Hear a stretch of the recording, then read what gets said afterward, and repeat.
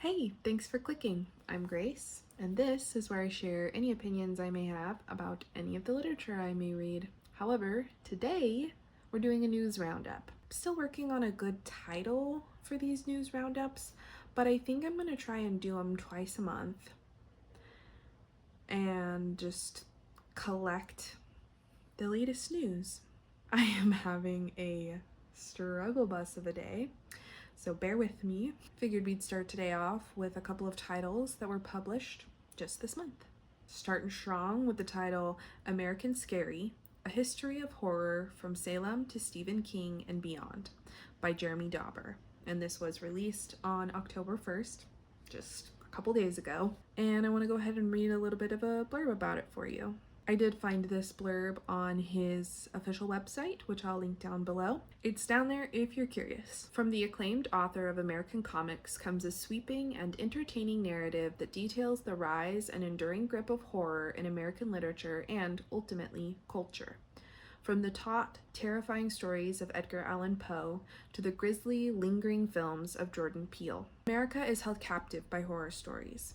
They flicker on the screen of a darkened movie theater and are shared around the campfire. They blare out in tabloid true crime headlines and in the worried voices of local news anchors. They are consumed virally on the phones in our pockets.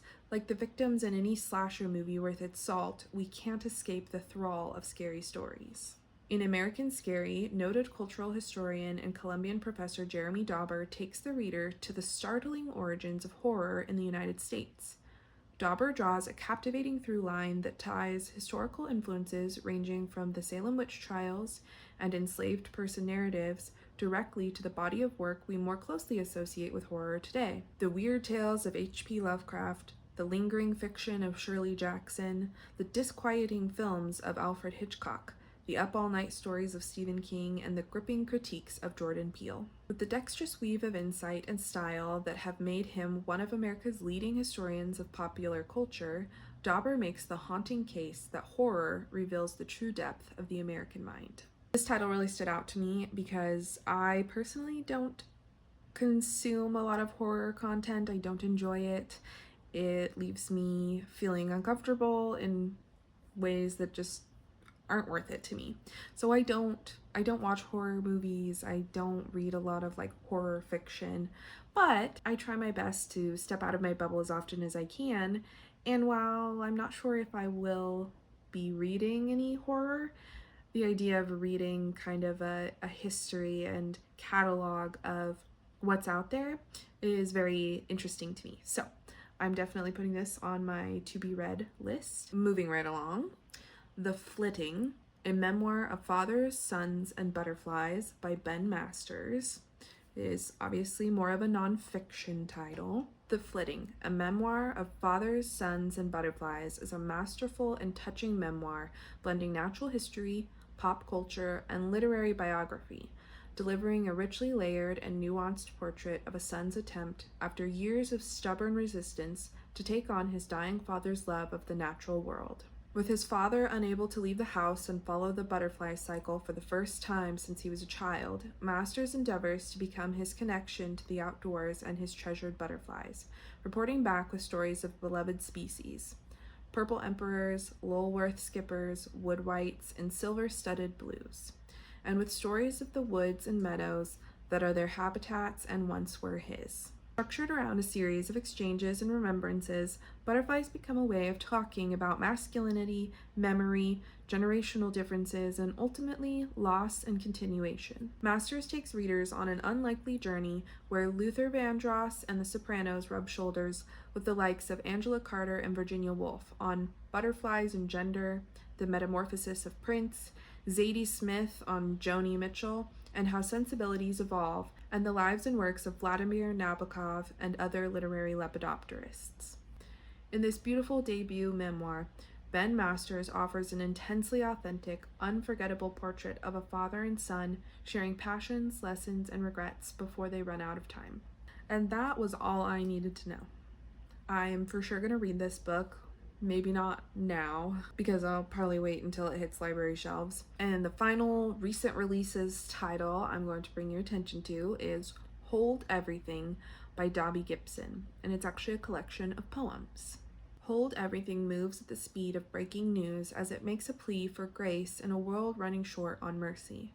Its epistolaries put us in correspondence with Edo period poets and 1980s hair metal gods, artificial intelligence, and hotel soaps. Gibson's poems remain on alert, demonstrating the many ways a deeper attention to the marvels and horrors of the contemporary can form a kind of civil disobedience. This is the first collection of poems that I've included in one of these lists, and I thought it would be a fun step outside of the usual. At some point, I'm going to add a poetry segment on this channel, but that's still in the works. Breaking news. I'm an idiot. Okay, I'm going to mention this briefly just because I promised that I would in the last video. The National Book Awards finalists list was released on October 1st. I thought this was going to be the final, the winner, but actually they narrowed it down from 10 on the long list. So now there's 5, out of which 1 will be chosen and announced on November 20th. I will link it down below, and we're gonna move on. I'm still trying to decide if I actually want to include this in a different sort of attempt to step outside of my comfort reading and my bubble. I've been trying to find articles that pertain to literary subjects, and I found one. Let me say this. While the title does mention a political figure, I didn't really get a lot of political opinions from this article. And I am also not making a political statement about the person mentioned in this article. I think it was the purpose of the title, but it did grab my attention because it mentions this political figure. However, the article is much more. So, the title is Beyond Vance, the Appalachian literature that's truer than hillbilly elegy. So if you're not familiar, J.D. Vance, he is running for vice president, which has brought attention to a book that he wrote about his life experience called Hillbilly Elegy, and it was actually also made into a movie, which I've seen mixed reviews about. But this title grabbed my attention, and it did not go the way that I expected. I think I just kind of expected a list, a listicle. You see so many of those. They're easy to write. It's essentially what these videos are. But it presented opinions about Hillbilly Elegy, and it talked about some of the other titles that are also about Appalachian culture, Appalachian stories, and offered a perspective that was new to me. One of the voices quoted in this article states that they feel there's a certain amount of discrimination that happens in literature towards Appalachian people, or the people who occupy the Appalachian region, and that there's an unfair stereotype that everybody who lives in Appalachia is just below the poverty line. They're weird hicks that have spent too much time in the mountains, that type of thing. And so there's several opinions shown in this article that, 1, that's not true, and 2, it's not fair. And yeah, I was surprised by what I read in the article, and I learned something new. So if I decide to include this section in the video, that will be linked down below. And the final item on today's list is Joan by Joan Hannington. This is a book that was published some time ago, but is being made into a show on CW. I don't actually know what that stands for. Anyway, it's supposed to premiere on the 4th. So let's read a little bit about the book. Joan Hannington was the most notorious female figure in London's criminal underworld during the 80s, earning her the nickname the Godmother. With her stunning looks and glamorous wardrobe, Joan was constantly underestimated, but she used this to her advantage and became an undetected mastermind in high-stakes jewelry theft. Often transforming herself into different characters, Joan seamlessly got away with millions of pounds in diamonds.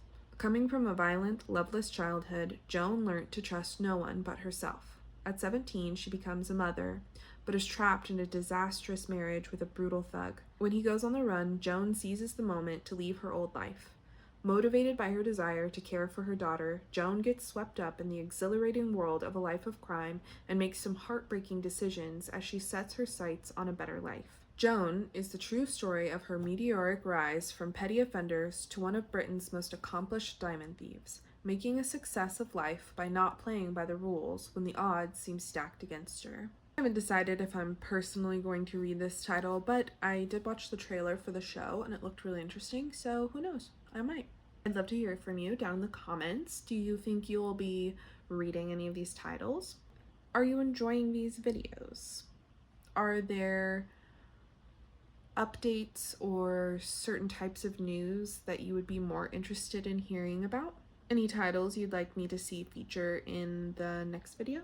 Hope to see you around.